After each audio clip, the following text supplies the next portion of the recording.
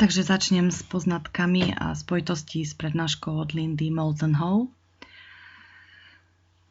Vládna politika nám od druhej svetovej vojny zatajuje technológie, priamo zaneprázdňuje človeka prácou, klasickým otrokárskym životom, kedy človek musí ísť do práce a z práce, do práce a z práce a nemá čas rozmýšľať nad tým, prečo tu je, ako by to pomohol prírode, čo by mohol vynájsť alebo zlepšiť niečo, čo by ostatným ich deťom priniesol nejaký úžitok. Vláda nám za to je určité technológie. Sme odkazaní na fosílnych palivách. Je to celé smiešné, že už 100 rokov vlastne používa auto ten istý motor, tú istú technológiu spaľovania fosílneho paliva, len preto, že sa tam točia bilióny. A určite vláda vlastní úplne iné technológie, ktoré poháňajú určité generátory bez fosílneho paliva. Som si s tým 100% istá. Ale tu sa jedná v podstate o peniaze, hej. Platenie elektriky, platenie plynu, platenie účtov. A znova sme v bode A, hej. Robota domov. A zasa byť otrokom na to, aby človek mal z čoho zaplatiť svoje účty. Táto vláda manipuluje vlastne s médiami a televíziou. 15. júla 2014 NASA malo zhromaždenie pod názvom Search for Life in Universe vo Washingtone. Administrátor Charles Bolden ukázal fotografiu a popísal poznatok tejto fotografie, že 10 až 20% nehviezdnych konzistencií má planéty, ktoré sú podobné našej planete v ich obyvateľných zónach.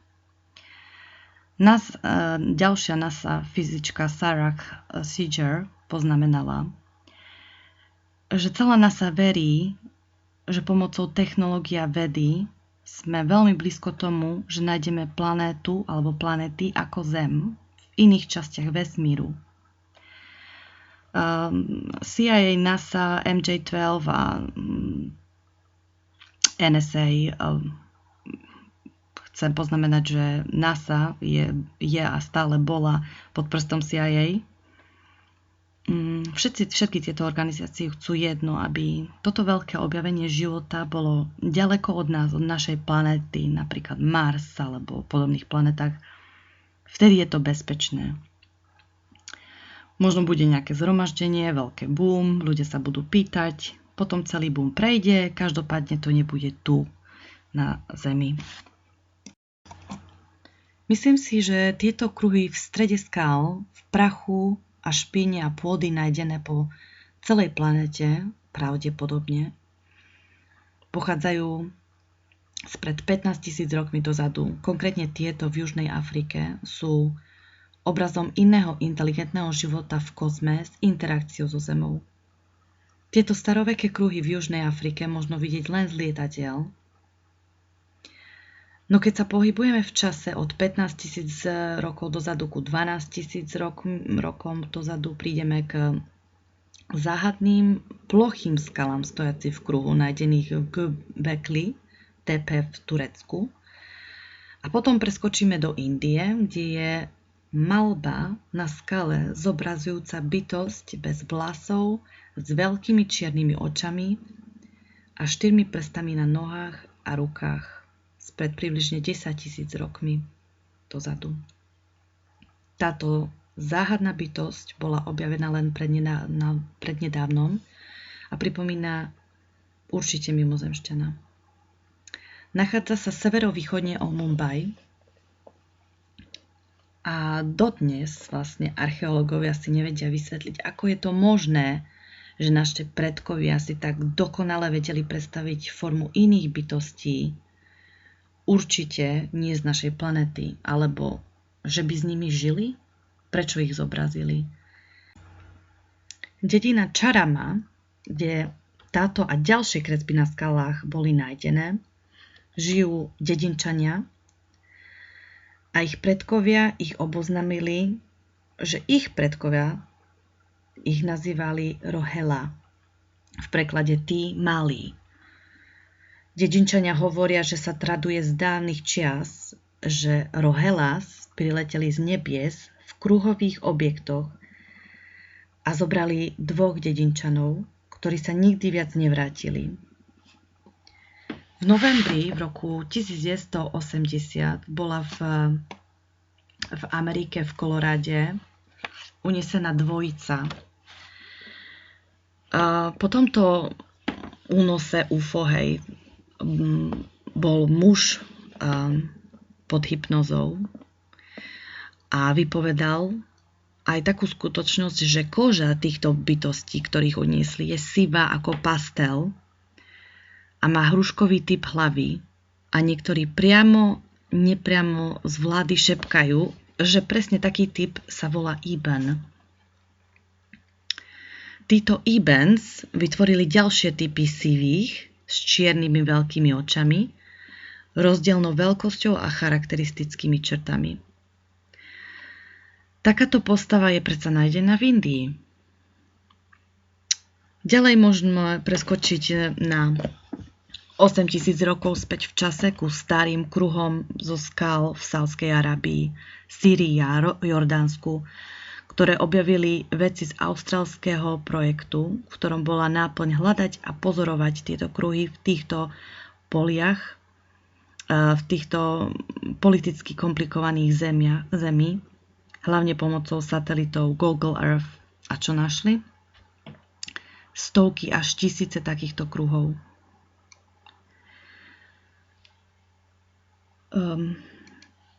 Podobne ako v Južnej Afrike pozeráme sa na nejaký možno samoaktivujúci software a tieto vzory sú pravdepodobne po celej planete vytvorené mimozemskou civilizáciou splniť možno niečo v spojitosti s energiou, komunikáciou alebo niečo, čo je na naše porozumenie. Veľa týchto vzorov sa našlo v Sahare v Egypte, staré približne pred 7000 rokov. Sú to skaly v kruhu, postavené do piesku. 6 skal v strede a 24 ďalších, čiže 30 spolu. A ďalej tu máme Stonehenge v Anglicku. Je asi 5000 rokov starý, ale sú už nové hypotézy, že bude určite oveľa starší, ale dajme tomu, počítajme tých 5000, čo sa píše vlastne v každej literatúre. Z neustálých výskumov vlastne bolo dokázané nedávno, že Stonehenge rezonuje v základnej frekvencii 10 Hz. Tu vzniká otázka.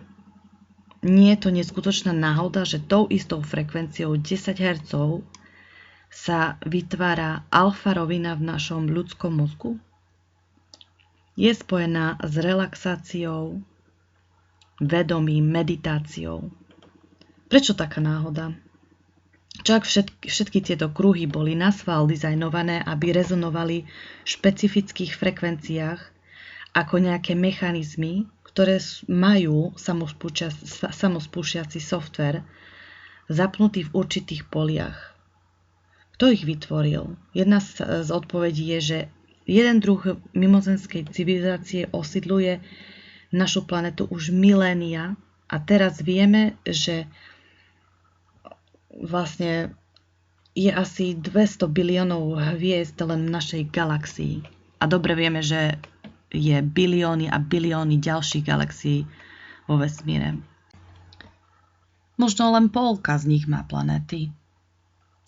NASA potvrdila len tisícky planetárnych systémov, kde nie je veľmi horúco, kde nie je veľmi chladno, akurát pre život. Ja si myslím, že prví mimozemšťania určite boli schopní geneticky zmanipulovať DNA prvých primátov naspäť ku Homo erectus v Afrike 1,5 milióna rokov dozadu až 30 až 40 tisíc rokov naspäť v čase prví primáti, ktorí vedeli stáť, Homo sapiens sapiens mal 3 veľké zlepšenia oproti ostatným.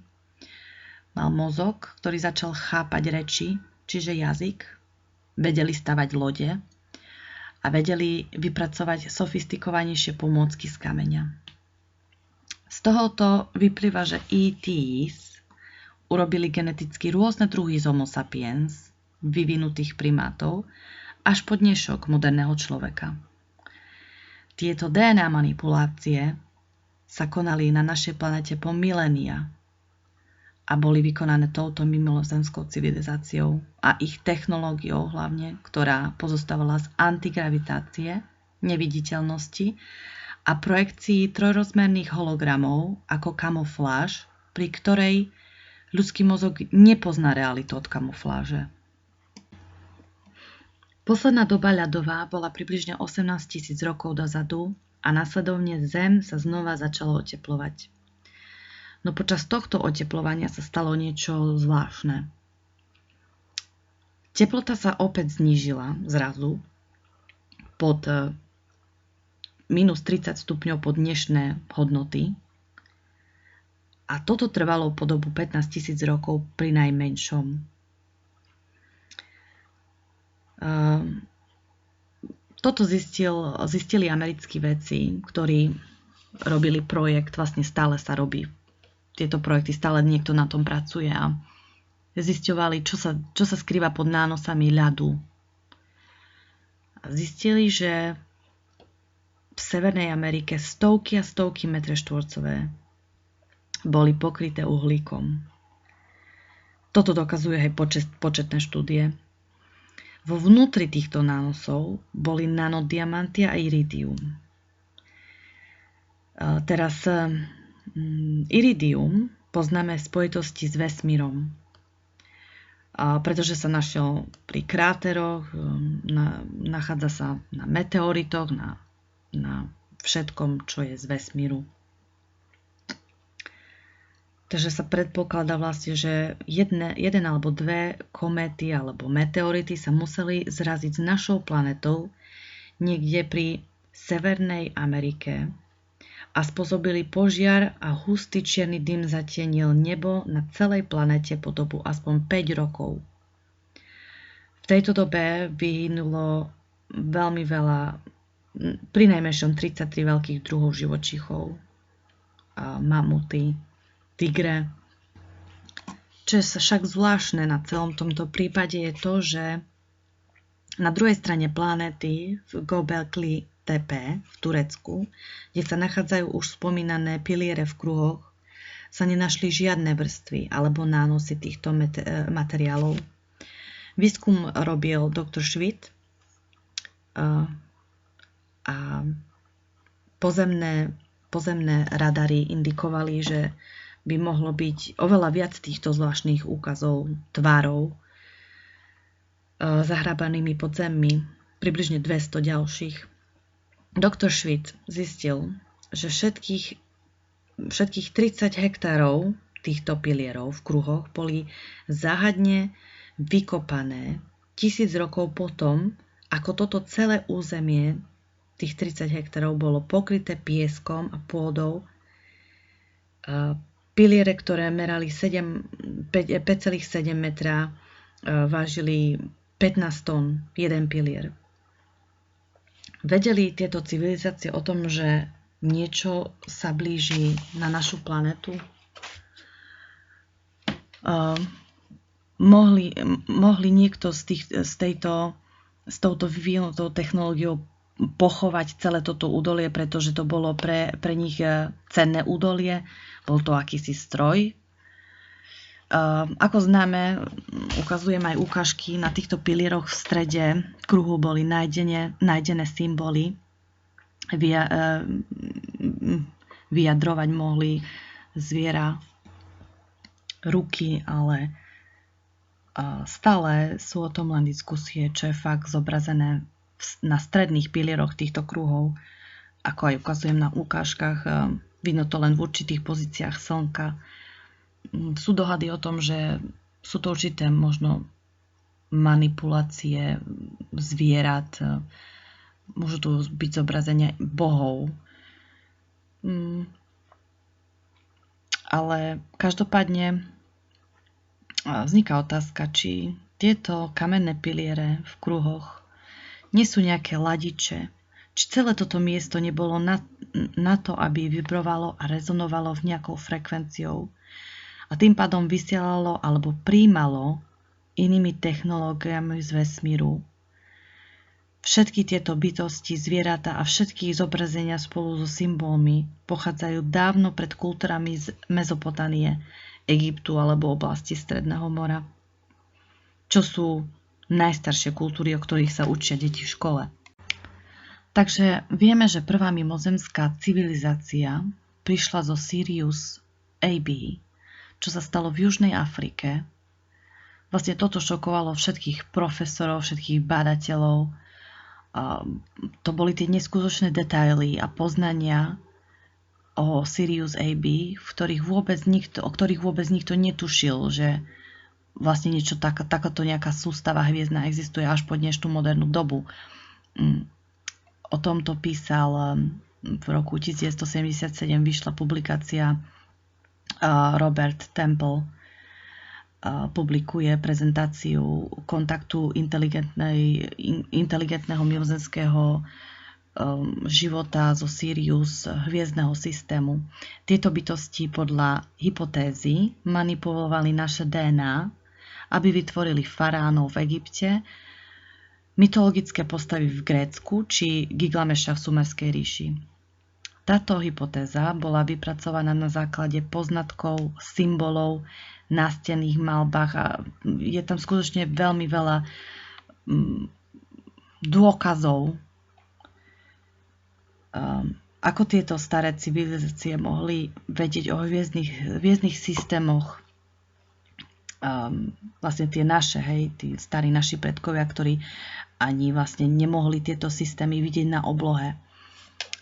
Prednedávnom som prišla do kontaktu s obrázkom, teda ukážem ho aj tu kde je vlastne starý sumerský, je to sumerský kameň a v ňom sú vytesané, je tam 12 planiet. Prečo sa o takýchto veciach deti v škole neučia? Aspoň ja si o tom nepamätám, že by niečo také nám na dejepise prezentovala učiteľka. Odpoveď je jednoznačná. Museli nás navštíviť v úvodzovkách bohovia.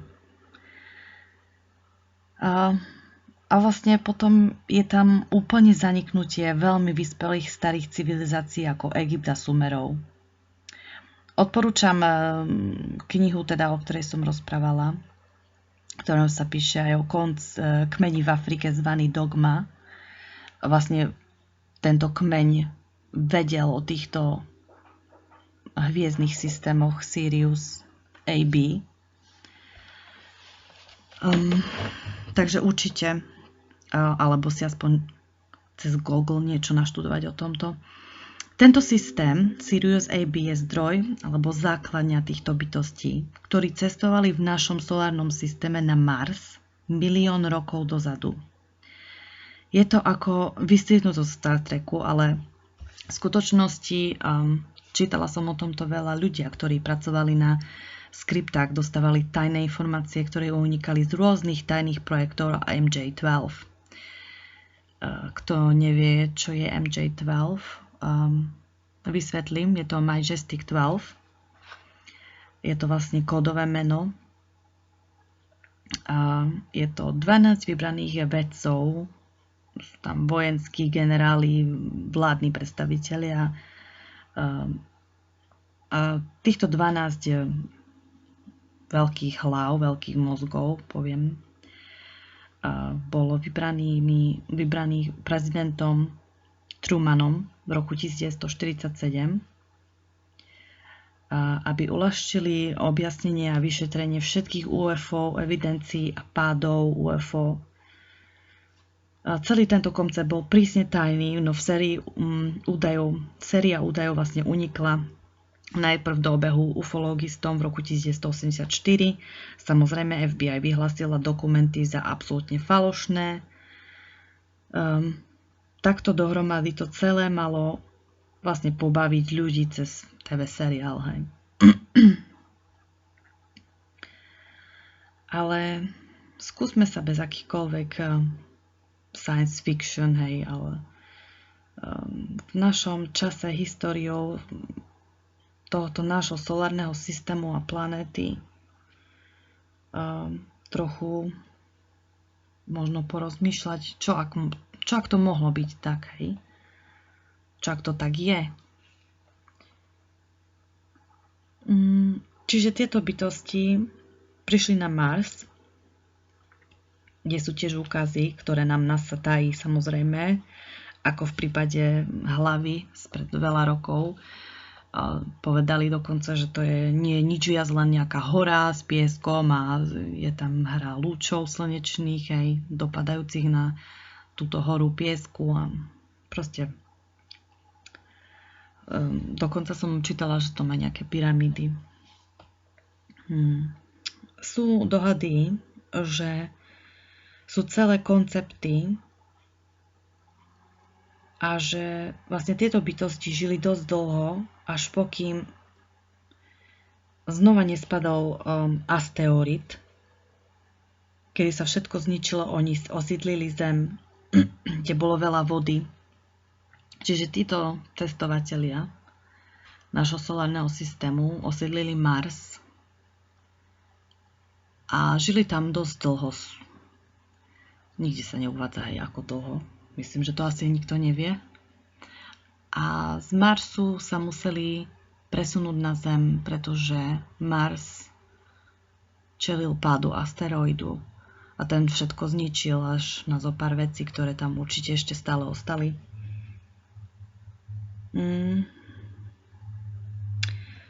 Vlastne keď prišli na Zem, mali tu problémy nielen s atmosférou a gravitáciou Zeme, ale došlo aj k tomu, samozrejme, že vedeli geneticky upravovať, že začali mixovať geny na tejto planete tak, aby ich civilizácia nezanikla a aby prežili.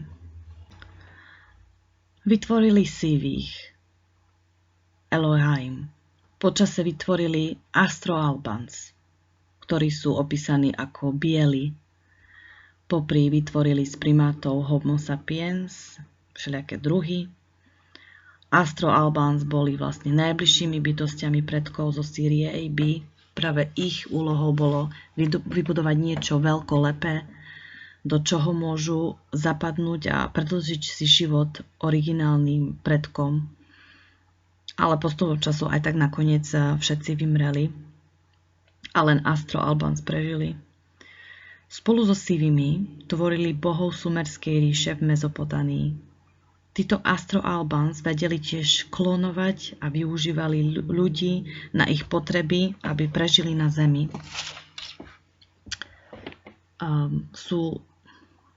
Veľakrát som čítala, ako ľudia boli otrokmi a ťažili im zlato. Zlato potrebovali na záchranu určitej, teraz si nespomínam, či to bolo na záchranu nejakého plášťu na ich planéte alebo na záchranu ich vlastného nejakého DNA chromozomu, nepamätám si. Ale nedá mi nespomenúť v tejto oblasti EGG. To ani nič nepočul, začnite Google. To je vlastne celý problém vo vzdelávaní ľudí, kde hovorím o tom, že sme vznikli 5000 rokov dozadu a tak teraz musíte všetko, čo ste sa učili, dať nabok a uvedomiť si, že tam nie je skutočná história pred 5000 rokmi. Tých 5000 rokov je len maličké číslo, maličký zlomok v tejto celej histórii. Vráťme sa ku EGG. EGG, píše sa to IGIGI, a Anunnaki boli vytvorení rapidným klonovaním a sú rovnakí ako Iban. Je to v podstate to isté, sú to hybridné rasy. Tento Iban je zobrazený na skale v Indii, hej, Koľko ľudí čítalo Holy Blood, Holy Grail? Na 3. strane od konca je poznámka v tejto knihe. Merovejovci sú mimozemšťania pochádzajúcich z krvnej línie jašterov. A kto nevie, kto sú Merovejovci, je to vlastne dynastia kráľov, ktorá vládla na veľkom území dnešného Francúzska, Belgicka, Nemecka. Boli zakladatelia Franskej ríše. Krvná línia jašterov sú Anunnaki. O tomto píše Zacharia Šitin. Sitch-in. Odporúčam. Je to starý pán, ktorý celý svoj život zasvetil publikovaním veľa kníh s touto tematikou, kde študoval a propagoval myšlienky mimozemského pôvodu ľudstva. Tvrdil, že vznikom starovekej sumerskej civilizácie stáli vlastne za tým všetkým Anunnaki. To bola mimozemská rasa, pričom sa tvrdí, že pochádzali z ešte neobjavenej planety Nibiru. Toto všetko potvrdzuje sumerská mytológia, pričom súčasne boli všetky poznatky a zanechané dôkazy vypracované renomovanými vedcami a historikmi. Anunnaki boli zmiešaní, nosili dlhé rúcha, ale mali vertikálne zreničky. Jeden človek z vlády spomenul poznámku. A túto poznámku som počula na prednáške, ktorú som pozerala prednedávnom. A hovorí sa tu, vieš tú časť Biblie, kde Abraham sa nahneva, pretože jeden z jeho synov príde do jeho stanu a hovorí, že Abraham nechce, aby jeho syn videl jeho telo. A Abraham bol vlastne posledný, ktorý mal kožu jaštera. A naučili sa ako hybridizáciou a klonovaním urobiť formu človeka, aby nemal takéto črty kože. A takto táto krvná línia od Abrahama po Noé pokračovala. Sice podľa literatúry sme všetci deti Noé, ale všetci vieme, že to nie je pravda, pretože poznáme najmenej 3 druhy, ktoré používali či využívali našu planetu po milióny rokov a využívali ľudí ako otrokov, viac či menej. Určite odporúčam video Jaštery a história Anunnaki. Odporúčam, budem spelovať po písmenkách D-A-V-I-T ako David, I-C-K-E, Mekej, a Richard, V-I-Z-Z-U-T-T-I, všetko Mekej. Naši predkovia zo Sýrie vytvorili hybridnú rasu Anunnaki, ktorí nemohli prežiť na našej planete a museli byť vymenení z Astro Albans, v úvodzovkách vysokí bieli, a ich deťmi, ktorí do dnešnej doby majú najväčšie bohatstvo na svete, najväčšiu moc. Je toto 1% populácie, áno. Možno, že už niektorí tušíte, že sú to ilumináti. Naďalej majú iné DNA, sú stále citliví na choroby a nadmerné slnečné žiarenie. Sumerská ríša, kde boli Iban, nakoľko mali radi teplé prostredie pravdepodobne, a nekonečný, vlastne oni viedli nekonečný konflikt s druhými hybridnými druhmi. Vysokým blond alebo white. Obe tieto hybridy prispôsobovali život ich podmienkam. Vlastne tam tí nemali rady teplo, žili severnejšie, všetko okolo seba, podmienky na zemi, ľudí, proste využívali všetko, čo mohli. Mezopotámia a celá skupina, táto vlastne obrovská oblasť, Svätá krv, Merojevovci, kde to všetko postupuje? Je tu jeden autor, volá sa Jim Marrs, J-I-M-M-A-R-R-S. Napísal knihu Rule by Secrecy. V tejto knihe Tento autor poukazuje na objavenie najvyšších tajomstiev sveta, odhaluje moc, ktorá ovláda v priebehu času. Ukazuje na pravdu, že len skutočne mocní sa tajne dohadujú na spúšťanie vojny či jej zastavenia. Manipulujú s trhom, udržiavajú triedne rozdiely, cenzurujú médiá, a to všetko pod zástielkou CIA, Bilderbergers a Vatikánom. Jim Marrs starostlivo sleduje tajomstvo, do ktorého spadajú tieto nové dobné sprísahania k ľuďom. Poukazuje na utajované pravdy zo pár ľudí, ktorí ovládajú všetko a každého. Vysvetľuje, kto sme, odkiaľ pochádzame a kam ideme. Čiže kam postupujú Merojevci? Určite z východu do Európy, do Francúzska a oblasť, ktorú som spomínala. Ich modrá krv bola pozostatkom Astro Albans, ktorá vznikla v Sirius AB a so všetkými problémami, vlastne, ktorými čelili, aby tu ostali, vytvorili novú civilizáciu s novou formou života, vlastne na novej planéte pre nich, kde aspoň ich DNA mohlo byť nesmrteľné. Táto línia pokračuje a vlastne končí sa pri dnešných iluminátoch, môžeme tomu povedať takto. Astro Albans v preklade znamená Illuminai, priesvitný, svetlý alebo biely. V dnešnej dobe, ako som spomenula, toto 1% iluminátov kontroluje 99% všetkých ľudí, všetko okolo nás. Nikto nám nikdy neukázal nič, aby sme pochopili našu evolúciu. A bod, kedy Homo sapiens začal veriť, rozmýšľať. V 21. storočí majú ľudia hroznú záťaž nekomunikovať so sebou. Sú nalepení na smartfónoch, na počítačoch, laptopoch a sú viac kontrolovateľní s týmto systémom vlády. Vláda o nás vie všetko. Sme hrozne odklonení, odpojení od reality, od skutočnej reality. Sme odklonení od celej prírody. Našu planetu riadi 1%, my ani poriadne nepoznáme naše skutočné korene a pravdepodobne ani ich poznať nikdy nebudeme. Sme len jedna veľká lekáreň pre iné živé formy, bytosti z iných planét, ktorí sem prídu, vylepšia si svoje DNA a toto DNA využijú, aby boli na vyššej úrovni, aby prežili, aby sa zdokonalili.